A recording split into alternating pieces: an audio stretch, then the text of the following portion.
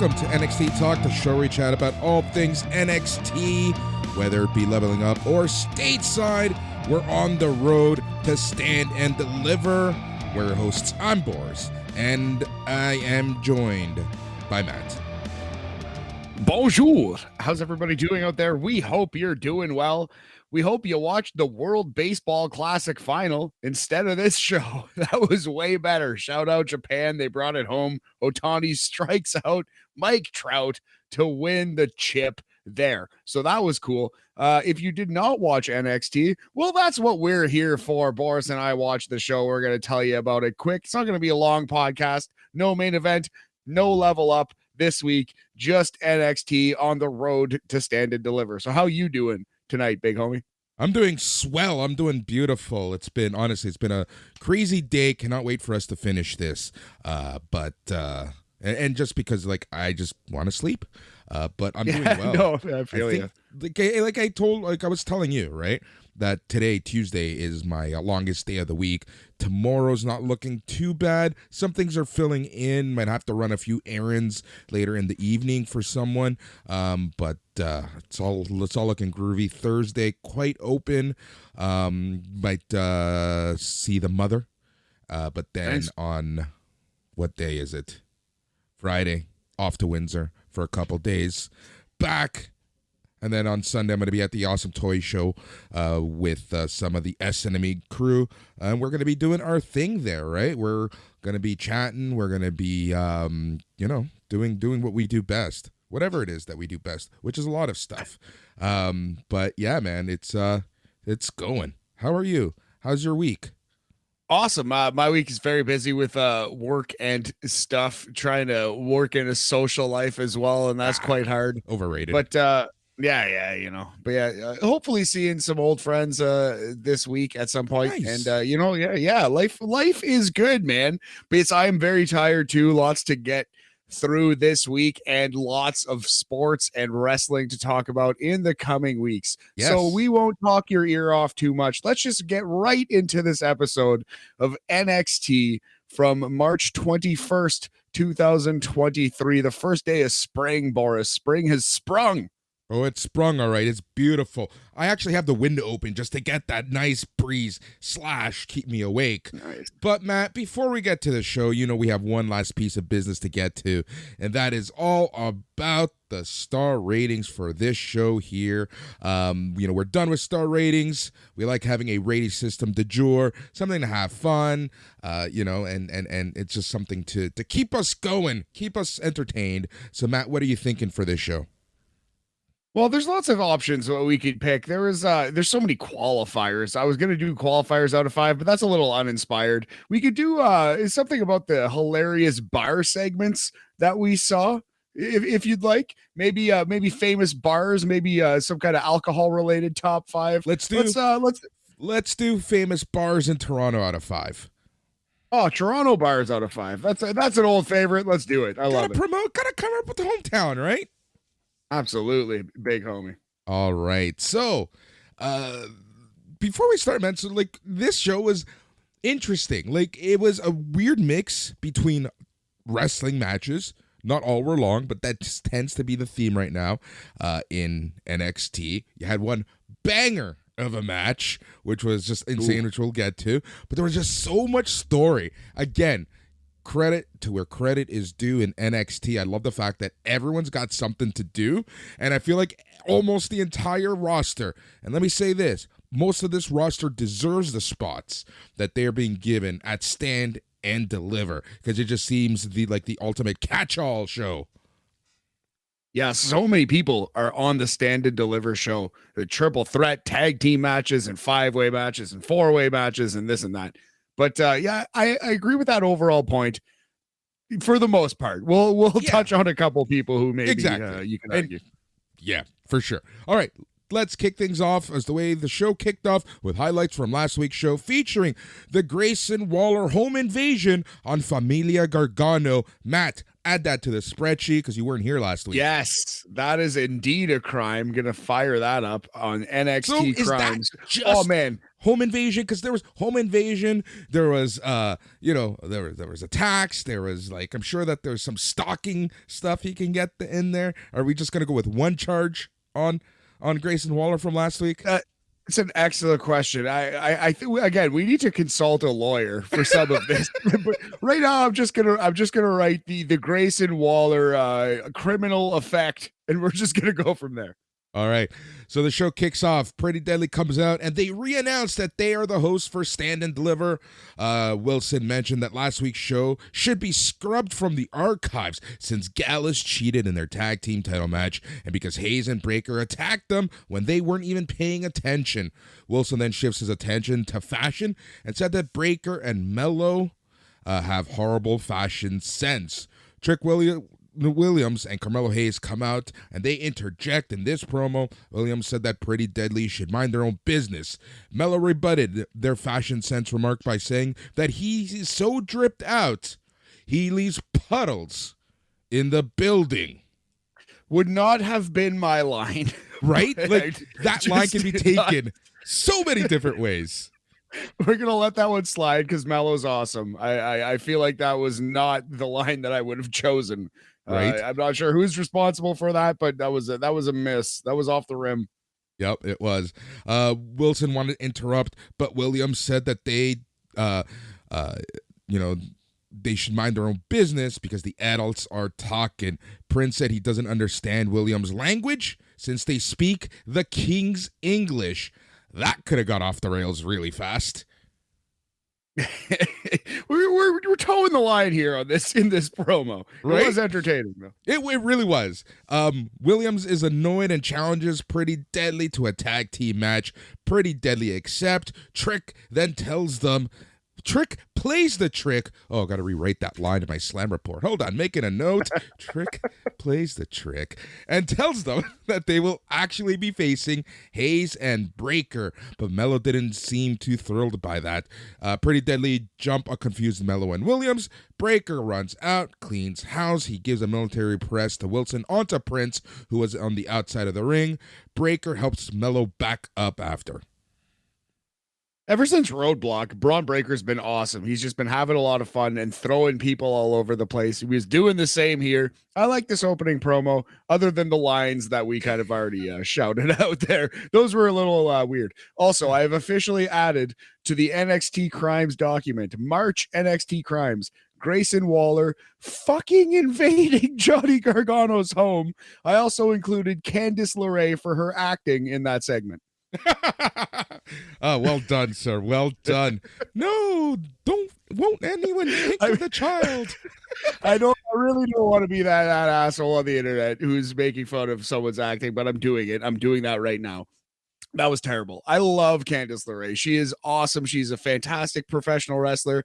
I have said that her versus Io Shirai is the most underrated women's wrestling feud in the history of WWF. That is all true. That was fucking atrocious. It was legitimately embarrassing. What was she doing? More importantly, it's not even really Candace's fault. Why did they have her holding a shoot baby? She couldn't act and also console a shoot child, Boris.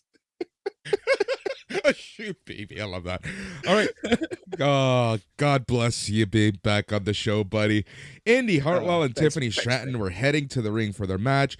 Back from commercial, Carmelo Hayes says he really didn't like Trick for booking that match with Breaker as his partner. Williams said that it was very strategic so that Melo can learn Breaker's moves in the ring. Williams hypes up Melo and said that he's going to have Breaker's cheat code. All right, let's do it. I at this point, I just want to see them wrestle, though. I've seen all the accoutrement. Now I just want to see the match. All right, we get the Roxanne Perez tweet, and it reads like this. I can't thank the @WWNXT Universe enough for all the thoughts and prayers over the past 2 weeks. The outpouring of support fills my heart. I wish I had better news, but the doctors are saying we're no closer to finding out what happened to me at Roadblock. I'm very frustrated, but I will be back stronger than ever, but I just don't know when.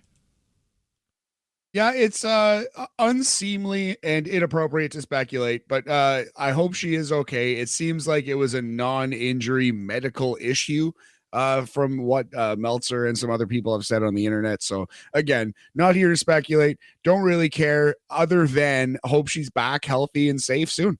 Yep. Let's get to the qualifying match for the NXT Women's Title ladder match at Stand and Deliver, as this was Tiffany Stratton versus Indy Hartwell. Poor Indy. This woman just can't buy a break. But you know what? Here's the thing: is it a poor Indy thing, or is they trust Indy Hartwell enough to put people like Tiffany Stratton over, give her that ring experience and whatnot? You can see it both ways, right? You can see it both ways. You definitely can see it both ways. But I mean, we've been saying for 7-8 months that Indy's got to go. She's been 12 months, a while. She's been here too long. So it's just like she has nothing left to do in NXT. If they're not going to push her to a level, I don't know. She's kind of where Roderick Strong was. Obviously, very different wrestlers, but in kind of a similar position in NXT. You know. Yeah, agreed. All right, Tiffany Stratton versus Indy Hartwell, pretty short match, pretty fun match. Tiffany Stratton wins this one to no one's surprise. What you think of it?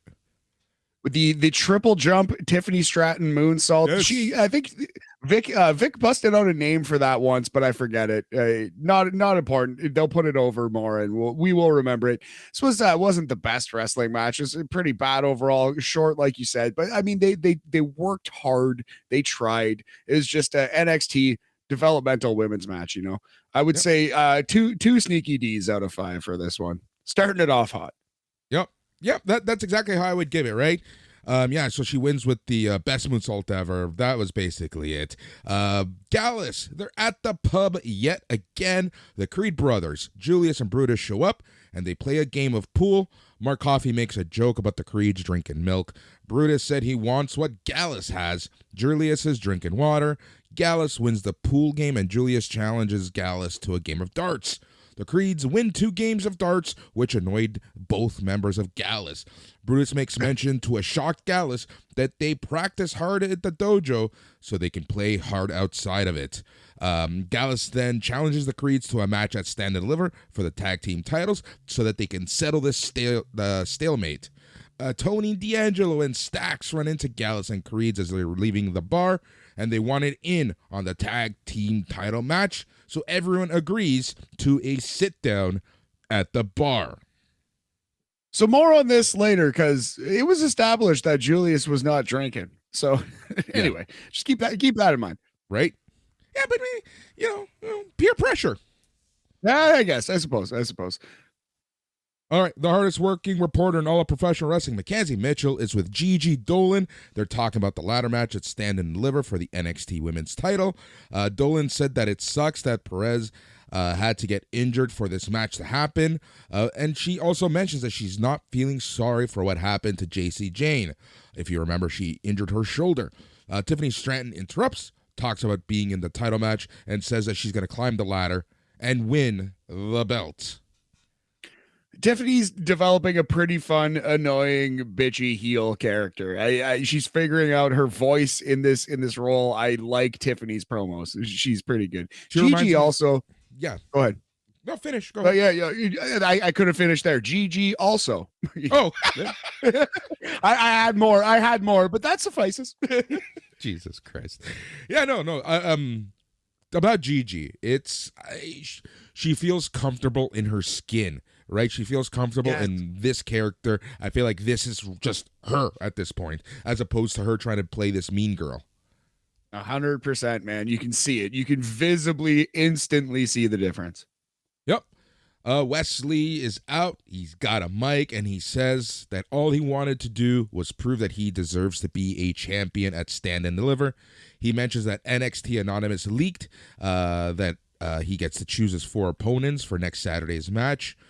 Wesley is about to announce who he chooses until Dragon Lee shows up and interrupts him.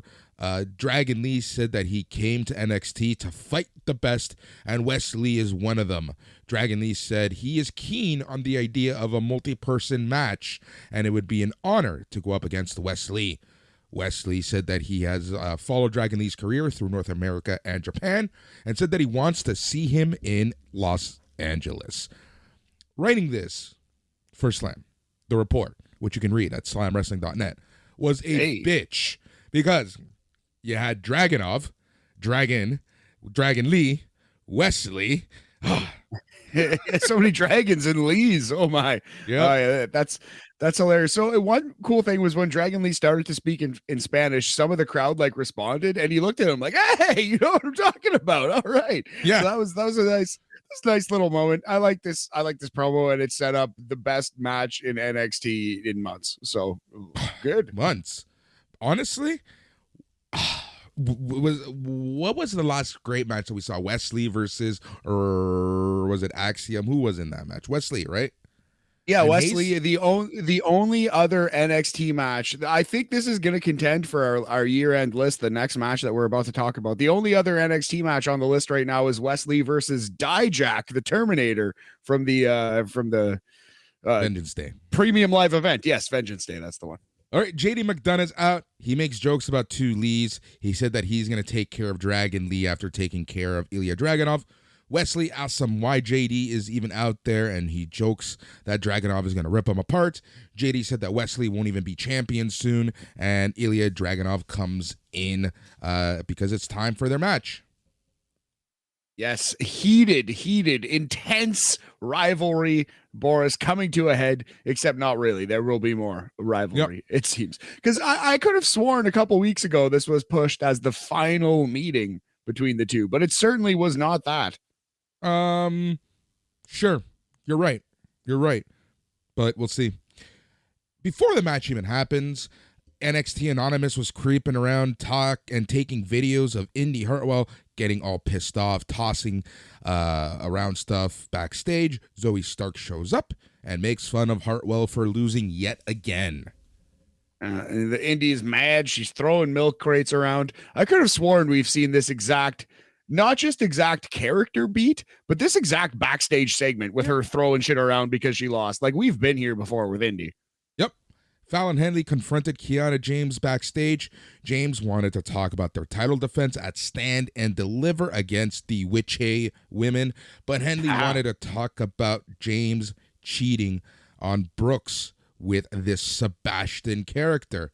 Henley admits to James about breaking into her office. James said that Henley has the wrong idea. Henley yells at James, saying she doesn't want to see Brooks Jensen hurt, and he's a good friend. So they really made it clear on this episode, contrary to what we were saying in the last few, that actually Kiana is a bad person. Fallon Henley is kind of the good person in all this. That's what, based on Kiana's reaction when Sebastian was actually brought up, and she was like, oh no, don't tell him about Sebastian. Like, oh, there is actually smoke behind that fire. They were actually right all along. That's kind of lame. Yeah, they should have done the Sixth Sense twist, man. Kiana James always had a heart of gold, and it was Fallon Henley who was jealous. Sebastian's just like a business partner, or a crab. Maybe she's having dinner with the crab from The Little Mermaid. Yep. Perhaps. Have you ever thought of that, Fallon Henley? I don't even know why I thought of that. I need to go to sleep. Ilja Dragunov versus JD McDonagh. Holy my God. shit, Matt. So okay. That's so. we both waited for the other to speak. I will take the reins. So I made this point to you, and then I posted it on the Facebook group. But man, Ilja Dragunov, I hate to bring him up, but he's the new Chris Benoit. And what I mean by that is Chris Benoit was the most intense pro wrestler I'd ever seen in my life to that point. And when you watched a Chris Benoit match, you were watching somebody, it was like them fending off a Rottweiler or like a pit bull of some kind. It was just like, this man is going to take the fight to you, though it's fake. He's going to hit you with these strikes and push the pace.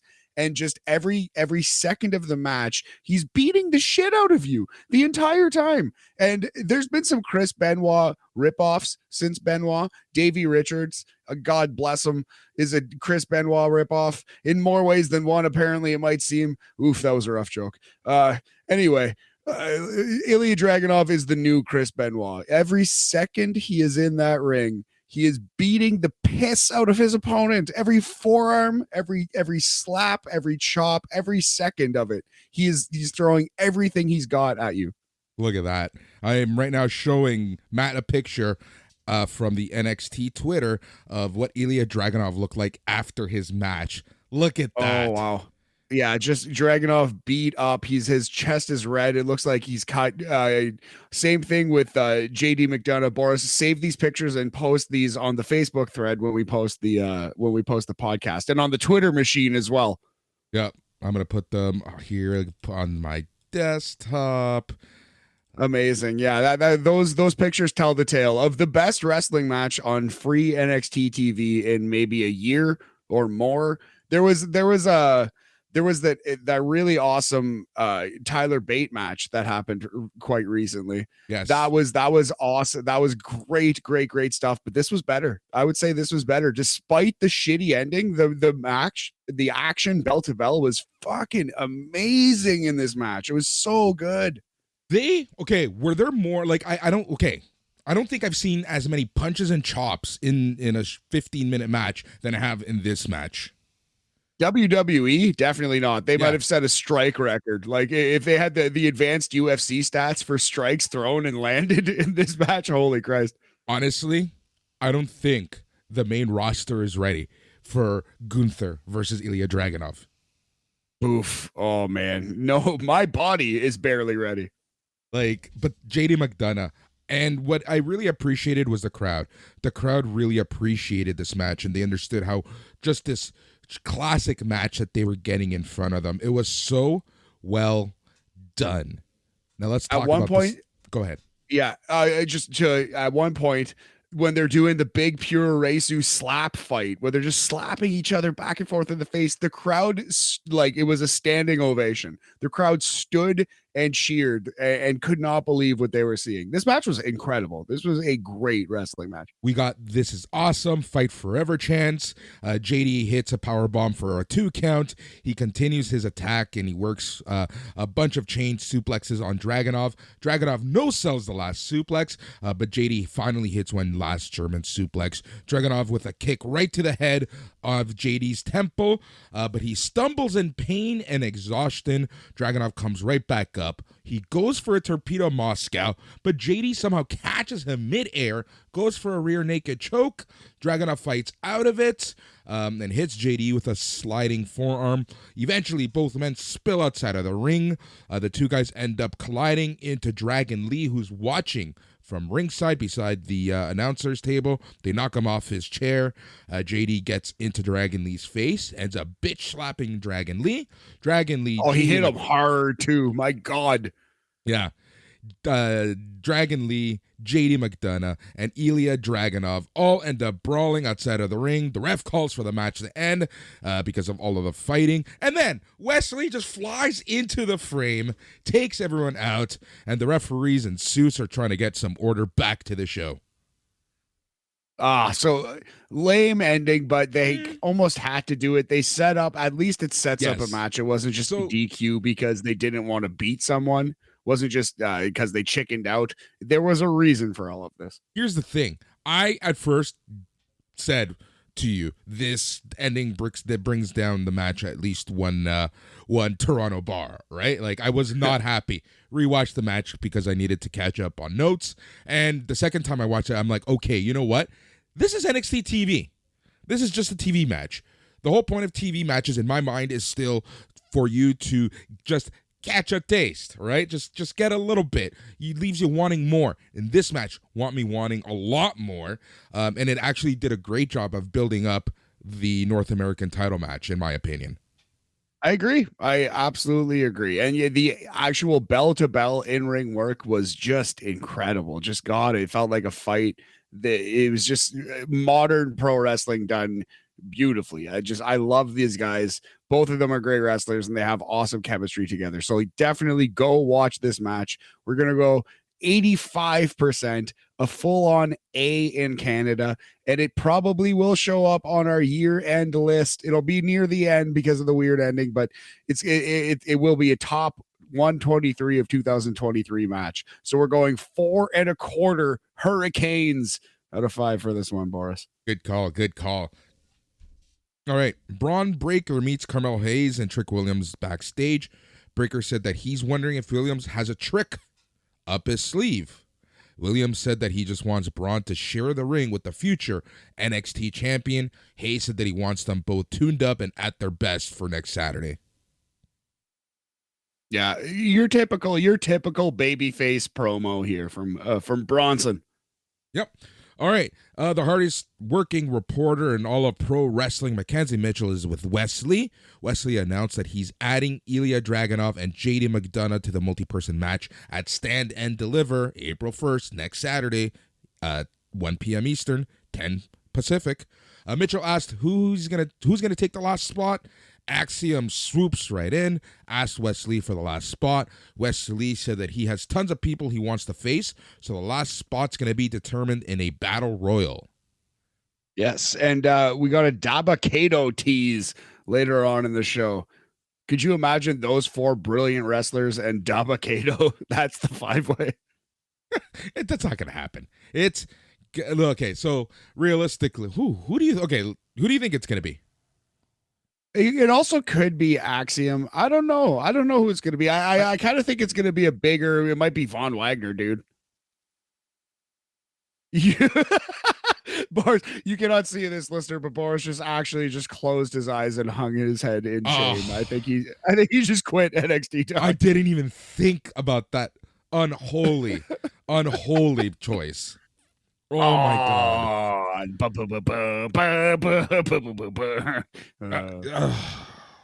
Oh my God, though. Here, Von Hammer? You beat me. You got me. Hopefully, anybody but Wagner. Anyone but Wagner. I need that. That's going to be the next NXT Talk shirt. Anyone but Wagner. All right. It's time for Big Body Gargano. Johnny Gargano's music Big Body plays. Johnny. Yep, Big Body Johnny. His music plays, and we get Javier Bernal dressed in street clothes, playing the Gargano part. Javi joked about fooling everyone, then gets into business, blaming Johnny Gargano for stealing his spot at Stand and Deliver. Javi claimed to be the heart and soul of NXT after busting at his ass month after month after month for his entire 7-month career. Javi said Johnny Gargano doesn't even have a Christmas album. It is. Javier's wacky. He's wacky, but I've grown to like this big body Javi. That whole I've busted my ass here for 7 years, months. Yeah. It just kept going. That was great. That was good. He has his moments. This was a weird and kind of bad segment, but it put a smile on my face. It was okay. In the end, it was okay. It was weird because they tried to make it serious with what happens next, but then the whole Javier Bernal thing being a joke character right now just kind of added a weird flex to it. I don't know. Johnny Gargano comes out, tosses Javi outside, follows him throughout the ringside area, tosses him some more, eventually tosses him over the barricade. This is a very aggressive Johnny Gargano compared to what we're used to. He grabs a mic, he calls out Grayson Waller and says that he wants to raise the stakes at their match at Stand and Deliver. Gargano wants their match to be a Gargano specialty, which is an unsanctioned match. Grayson Waller appears on the big screen and said that Gargano will just embarrass himself. Waller said he can't come to the ring because Gargano is unhinged and said he's only going to sign the contract if Gargano's buddy, Vic Joseph, delivers it next week, and if Gargano is banned from the building. Gargano agrees. Big Body Javi stumbles back in the ring, wants some revenge, eats a super kick from Gargano, and Gargano poses to end this segment. So, odds of Vic Joseph getting his ass kicked next week, 101%. Yeah, that's about right. It seems about right. And that makes sense that Gargano won't be there to save him. Great call. Didn't even see that coming. But yeah, that's absolutely going to happen. So basically, Grayson Waller is just living my dream next week at that point. The Grayson Waller effect. Yeah, man, it's a weird segment. Like you said, they tried to put like a wacky spin on this hated rivalry. Like, I don't know. Didn't quite land for me, but in the end, it was inoffensive pro wrestling, I suppose. It forwarded the program. I get that. I much would have not had Javier Bernal on that. I would have just, introduced the next match, but then Johnny Gargano just comes out, no music, just runs out, and they do everything else except just remove Javi from it. Yeah, like even if Javier came out by himself for his match and then Gargano with no entrance came out, super kicked him, and then did this whole thing, that would have been so much better than Javier doing like a Johnny Gargano character. It was just so fake, like it just felt like a WWE Raw segment because of the way it was structured. But whatever. Speaking of WWE Raw, this next thing, oh my God, I can't even believe I'm even talking about this. We cut to a cinematic promo. We see a man in the forest with Native American symbols everywhere. He said he is proud of his heritage and he wants to hold his people up. He then walked over to a DJ turntable, as one would, and starts playing EDM music, as one would. The man was Eddie Thorpe, formerly known as Carl Fredericks. Yeah, so Eddie Thorpe is an indigenous DJ character, spinning beats in the woods. That's interesting. I am cautiously optimistic that Eddie Thorpe will, as an indigenous person, try to steer this bus to a place that is respectful. But Boris, this is the fucking brand that gave us Jacket Time and Saray, the Sailor Moon Power Ranger. Hold on, whoa. You're only talking of two of the greatest characters in all of NXT history in Jacket Time. Like, calm down there. Tranquilo, Matt. Tranquilo. Okay. Anyway, like WWE does not have a good track record with racism. As a seriously speaking now, as a Latino fan, man, you fucking know. Oh. You know what I mean? Buddy. It's crazy how bad WWE is sometimes, right? And that's why I honestly, dude, I felt weird even reading these notes because it just felt off for me. Like, I don't know. I hope Eddie Thorpe can, like you said, can steer this in the right direction. The last thing I want to see is him and Oro Mensah become a tag team, but I fear that's where we're going. Last week I kind of wanted it after watching them on Level Up. It made sense because it seemed like they worked together really well, and that could have been a cool tag team. But now it's just, it's going down a weird path, and I just don't trust WWE to land this plane. But yeah, I have no problem with it's basically a modern take on Tatanka, really. Yeah. All right. Hardest working reporter in all of pro wrestling, Mackenzie Mitchell, is with Ivy Nile. Nile was asked about Tatum Paxley's betrayal. Nile said she was disappointed because all her and Diamond Mine did was accept her in their group. Nile said she's going to remain positive because she wants to win her next match, which would get her into the women's ladder match at Stand and Deliver. And then she said, pay them taxes, Tatum Paxes. No, she didn't say that. That's the dumbest thing I've ever said on this podcast. Let's move on. Well, maybe top 10, maybe. A sit-down promo aired featuring Hank Walker. We see a replay of Walker getting an NXT contract after beating Javi Bernal. Walker talks about being a lifelong athlete and a starting O-lineman for NC State.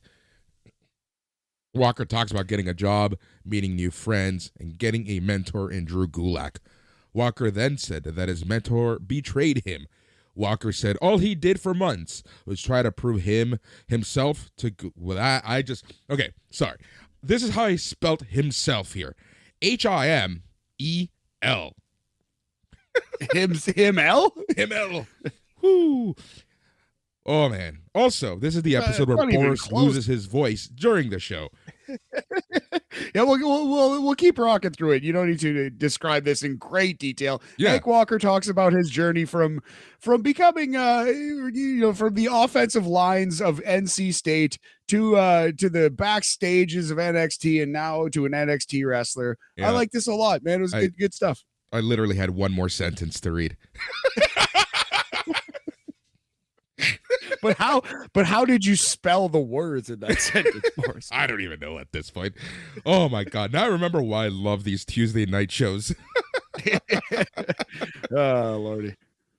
Qualifying match for the NXT Women's Title ladder match at Stand and Deliver. Lyra Valkyria versus Ivy Nile. Very, very short match and to the point. Lyra Valkyria wins after she hits Nile with a German suplex and spinning cross kick. It was fine, but they never really got out of first gear. I would like to see them kind of work together more and more. I bet somewhere down the road they could have a pretty good match. But yeah, this wasn't it on this day. We're gonna go 2 tiki rooms out of 5 for this one, Boris. Great bar. Also, 2024 will be the year of Ivy Nile.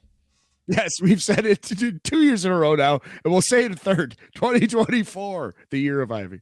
After the match, we see Tatum Paxley attacked by the Witch A sisters, Ivy Dawn and Alba Fire. Kiana James runs in to help her as referees. Suits and Oni Lorcan run in to pull all the women apart. After things settled... That's Biff Busick, motherfuckers. You know what's going to suck? Not seeing him bleed with Moxley at this year's... show next week. Yeah, Bloodsport. Yeah. Biff Busick versus Moxley was one of the best matches of last year. God, that was a war. That was so good. I'm pretty sure that was like one of that started the streak of Moxley bleeding every. You know that he even bled on the house show. It doesn't surprise me. It's like Hulk Hogan pointing to the crowd and doing the ear thing at this point. Okay, after things settled down, James asked Henley to keep her secret, and Henley agreed. I think that's going to backfire, my friend. I believe you're right. I think you're right on that one, buddy. What's wrong? Wesley was walking backstage, past bunch of people who just want that last spot at Stand and Deliver. Jinder Mahal said he's going to see Lee at Stand and Deliver. Dijak showed up and said he hasn't forgotten about Lee. After Lee walked past him, he walked into Dabba-Kato, who said he was coming after the title. And it will be Dabba-Kato in the match. No, probably not Dabba-Kato.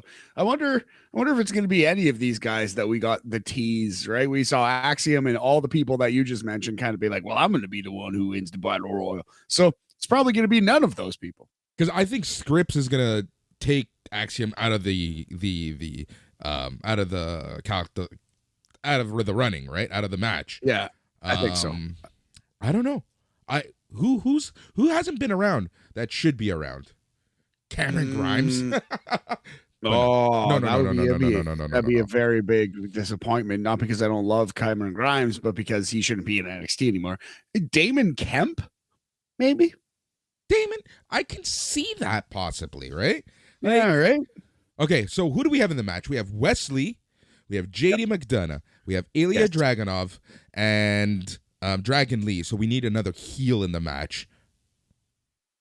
We need another heel, that's for sure. And I think, though, it would make sense to have another athletic small guy. I could see them putting in a guy like a Damon Kemp, someone, a bigger heel with less experience. Hopefully not Von Wagner. Damon Kemp instead. Yeah, that would be a lot better. All right, the great debate, Chase U and Schism. Can I just jump to the very end? Yeah, I didn't like this very much. I think we should do quickly. Okay, so it starts Duke Hudson against Rip Fowler. Rip Fowler, he does a normal debate, does his thing, blah, blah, blah. Chase U is good. And then Duke Hudson seems to be like shook, seems to kind of be on Schism's side maybe, and does a terrible job, sits down, and Chase U, Andre Chase is like, what the fuck was that? Throws the F-bomb out. Then it's Thea Hale versus Ava Raine. Ava Raine does an okay job.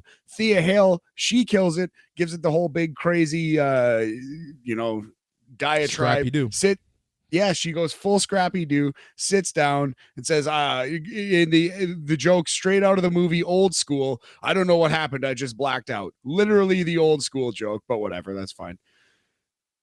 And then we have Andre Chase. He's set to go up against Joe Gacy, round 3 of this debate. But who should come out? But Tyler Bate to do his part of the debate, and then Boris, you can take over from the Tyler Bate part here. Yep, Tyler Bate went into Tyler Bate eventually goes into business, challenges Schism to an 8-person tag team match at Stand and Deliver, where I'm gonna call them Chase and Bate go up against the Schism.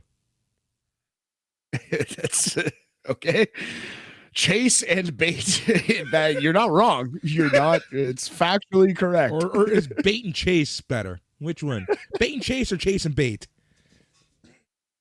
It's really 6 of one, half dozen of another, I think, at this point, buddy. But yeah, so old Chase and Bait challenging the Schism to an 8-person tag match, but Joe Gacy says no. He says, you know what? We're done with you. We beat you in this debate. We've beaten you all in the ring. We have nothing left to prove with you dingbats. I'm out. And then Duke Hudson says, we'll put up the school. And Joe Gacy stops. We'll put up the school. Huh. So yes, Boris, we have an 8-person tag team match for custody of Chase University. Big homie. Yep, Chase and Bait versus the Schism. Oh my God, I'm going to use that all the time. The old Chase and Bait. I suspect you will, buddy. I suspect you will. The classic Chase and Bait. The Aguilar Chase and Bait. Dude, my voice is going so fast, it's not even funny. Well, thankfully, we're almost at the main event. We only have one last wacky backstage segment to get to, and that is the aftermath with Tony D'Angelo, who was drunk, Stax, who was drunk, the Gallus boys, who were drunk, Brutus, who was drunk, and Julius, who apparently was drunk. But wasn't this man drinking water? Why the fuck was he passed out with the rest of them? Peer pressure. Or he just took hardcore drugs in the bathroom. Well, I mean, I guess wrestlers do have a history of Percocet use and such. Maybe let's hope he was drinking water and it was just a dumb segment. But in kayfabe, I guess, yeah, in kayfabe, Julius has been peer pressured by these men. That's sad. Yep, and then everyone agrees to the tag team title match at Stand and Deliver. So we have a triple threat tag team title match at Stand and Deliver now. You say what you will about Shawn Michaels' wacky booking, but I like stuff like this. I would, honest to God, I'd rather see this kind of booking than Tony Khan's like storytelling. Now, the resulting matches Tony Khan gives us are better usually than Tony D'Angelo and Stax versus Gallus, but that's a roster thing. That's a roster thing. Also, yeah, not always. But honestly, that's exactly it. I feel the same, right? Like there's something about NXT that I really, really, really like. I can't put my finger on it. It's one too many realities. Yeah, not that much, but no, it's a bit of fun. And this main event was a bit of fun. Okay, the main event: Bron Breakker, Carmelo Hayes with Trick Williams versus Pretty Deadly's Kit Wilson and Elton Prince. Honestly, Trick Williams was hilarious in this match, taking notes as the match is going on. And Matt, I of course have the notepad, and this is what we see. So, Bron Breakker notes: 2 left feet. What else does it say? Something's got no. Oh, he got no vision. He liked to. What is that? Catch the leg. This guy's strong.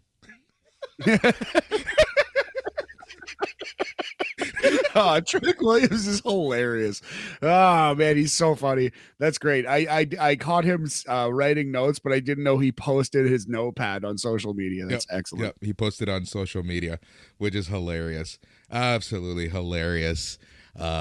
Good match. I like this match. Honestly, Pretty Deadly did great in this match. Pretty Deadly has done a great job of pushing this main event forward the past couple weeks, and I've really enjoyed their work. I kind of like this weird friendship that Bron Breakker and Carmelo Hayes are having. In the middle of the match, at one point, after the hot tag, because the Breakker gets the hot tag, he clears the ring, and I love after he does his spear, he does this nice, gentle, friendly tag to Carmelo Hayes. Yeah, exactly. Like, buddy, we're going to fight at Stand and Deliver, not before.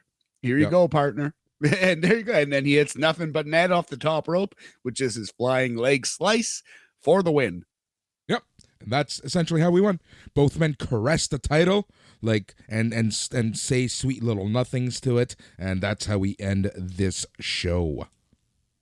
Yeah, pretty much. Yeah, that's about it. So yeah, I like you said, I love Pretty Deadly just being punching bags, crash test dummies for these men, making them look good. A fun but ultimately not very memorable episode of NXT, but it was fine, and the main event was fine.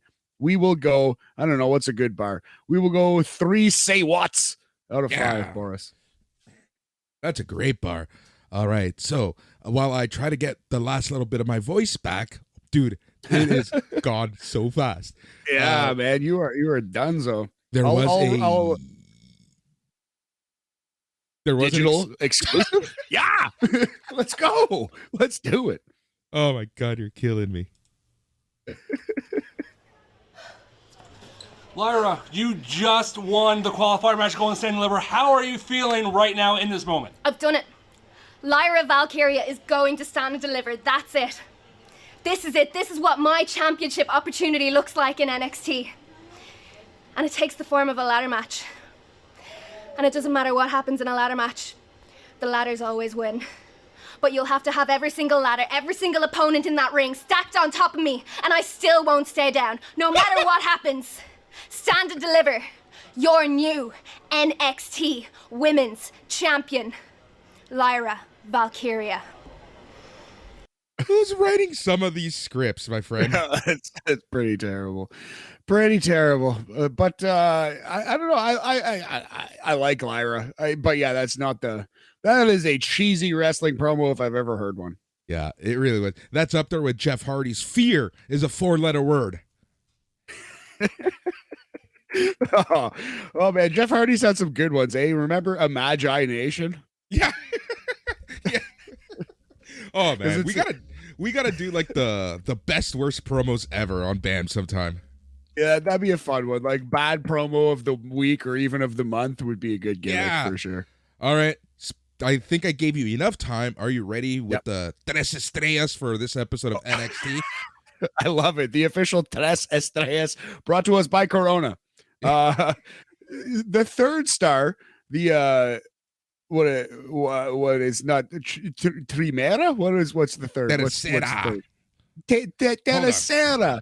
I got that really deep voice going because my voice is almost gone. So it is time for La Tercera Estrella. Yes, and that is Dragon Lee. He was a star on this show. The crowd was chanting for him. Cut a little bit of a promo in Spanish that got over. Rarely seen in WWE. I like this a lot. Dragon Lee, our third star of the episode, and more to come from him in NXT. Time for the Segundo Estrella. Yes, and we're going to Ireland for this one. JD McDonagh, our second star. Awesome wrestling match against Ilja, and quite good in the promo setting it up.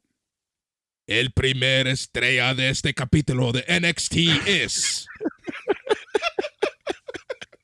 You've got to call some Lucha Libre. That's so good. Man, Ilja Dragunov was the first star. Primera Escalada. What was it? Estrella. Estrella. Escalara that's stairs. He is not the first stairs. He's the first star.